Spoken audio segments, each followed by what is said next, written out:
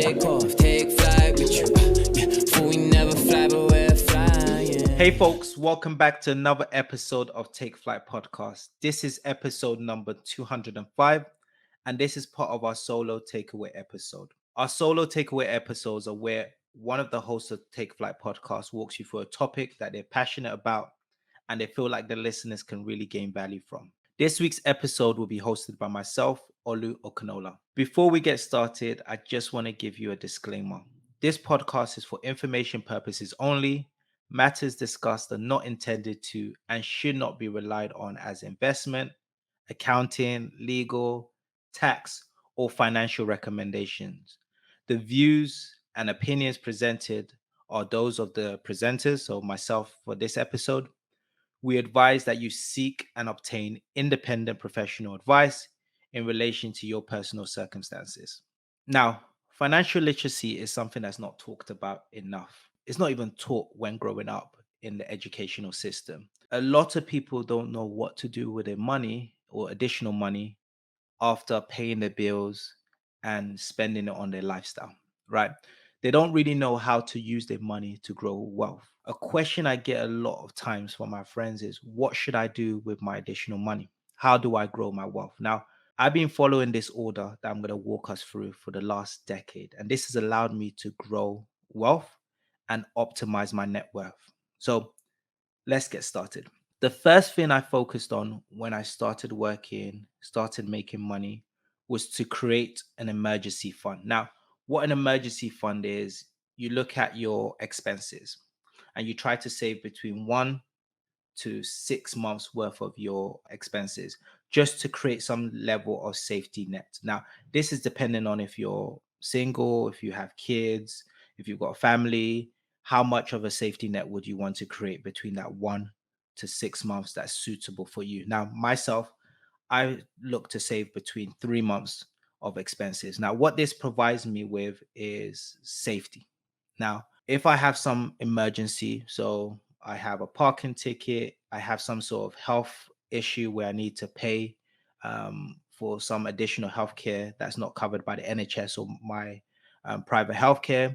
If I have a family funeral that I need to contribute money to support, I don't need to worry or consider taking on debt to be able to cover that emergency. So, when thinking about money management, a lot of it is about psychology and intelligence. A lot of people think, oh, the reason they're not wealthy is just because they're not intelligent enough. No, it's a balance between psychology and also intelligence. Now, the psychology aspect of it is, okay, mentally, how do you create a level of safety where then you can advance your wealth generation and reach other steps in creating wealth? So, the first element is having together some form of emergency fund. Typically, what I do with mine is I put that into a high savings account. At the moment, interest rates are high, so we're getting a better return on saving accounts. So I will put around 3 months of my savings emergency fund into a saving account, which provides me between 4% return on that. Now, that gives me the safety. The second step now is around what I call free money. So if you've got an employer, most employers have some sort of matching scheme, so pension matching scheme.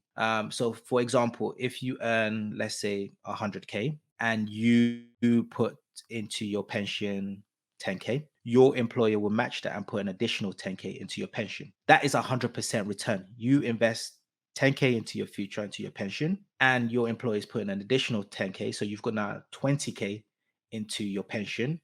That's 100% return. It's very difficult to find investments that provide 100% return. So what I do is I maximize the amount that my employer will match. So if my employer says they will match 5% of my salary, I match that and put the total 5%.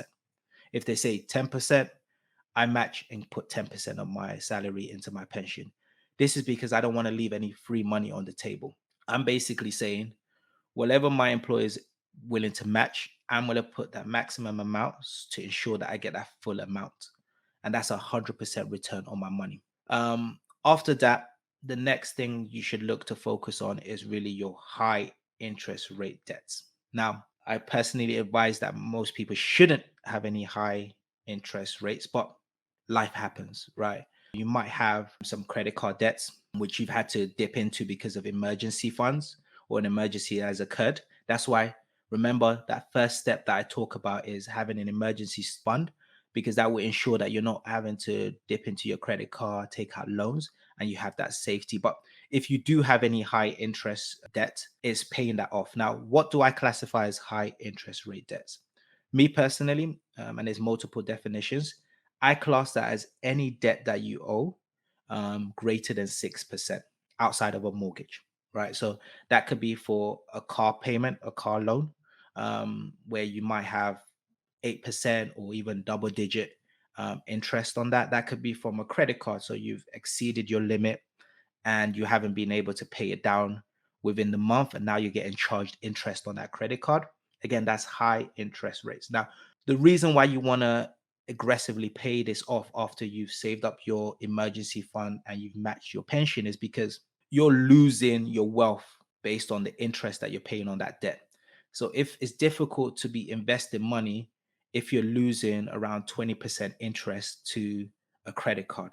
So the third step is really, as soon as possible, try to pay off that high interest rate debt. Now, after you've saved an emergency fund, you've maxed out the maximum match that your company will provide, and then you've paid off your high interest rate debts. The next thing to look at is investing in a tax advantage account. So if you're based in the UK, and most of the listeners are based in the UK, we have an ISA in the UK. What this is a tax wrapper, right? As a tax efficient account where when you invest in this particular ISA account, whatever capital gain profit you make, the government or the HMRC are not able to tax it. So it's tax free. This is really important because I always say there's two things you want to really consider when investing. One, you want to consider what you're investing in to make a profit. Next, you want to ensure that when you do sell or when you want to reap your reward and your benefit, how do you minimize the amount of tax that you pay?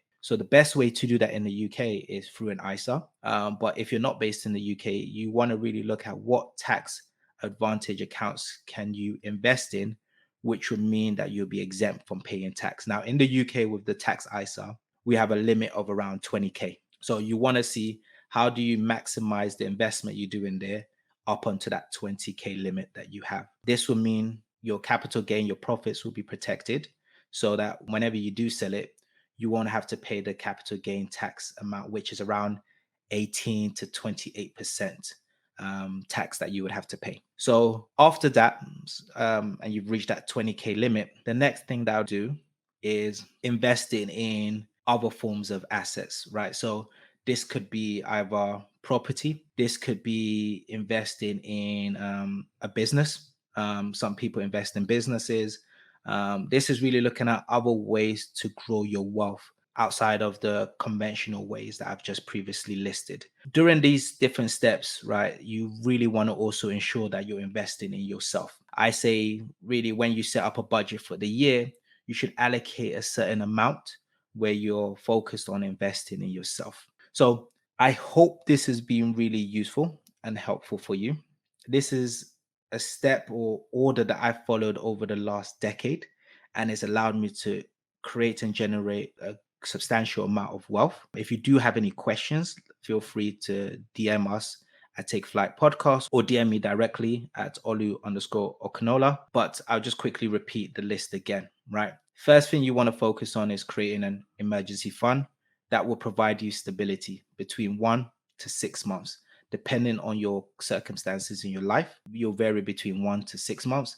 Me personally, I had 3 months worth of emergency fund saved just in case. Next, you want to maximize your employer matching scheme in their pension. So if your employer will match 4%, you should always put 4% to ensure that you don't leave any free money on the table. The third thing is pay off any high interest rate debts. So me personally, I class that as anything above 6%. Pay off aggressively if that's credit card loans or debt.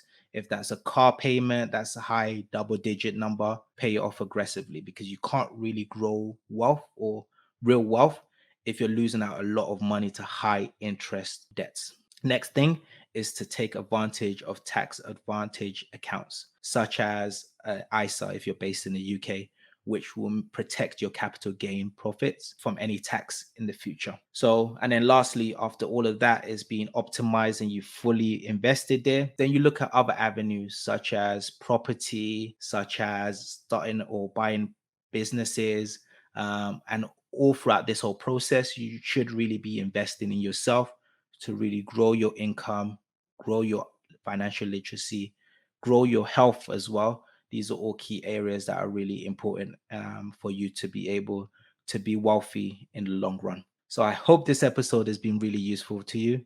If you do have any questions, feel free to reach out to us. Take care and take flight. Take off, take flight with you. Yeah, for we never fly, but